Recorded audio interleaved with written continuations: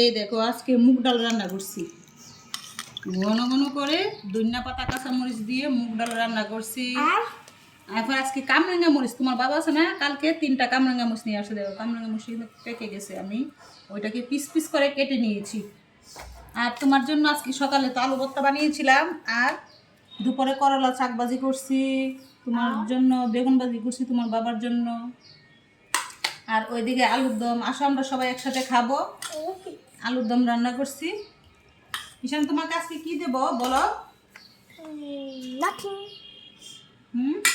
আলু ভর্তা। নো, আলুর ভর্তা। ঈশানে আলু ভর্তা দিয়ে খাবে।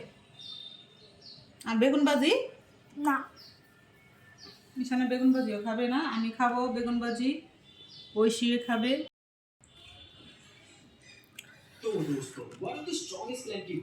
করলা শাক ভাজি একটু পছন্দ করে, অনেকে বলে তিতা লাগে ওই জন্য খেতে চায় না, কিন্তু আসলে করলা শাক ভাজি কিন্তু তিতা লাগে না।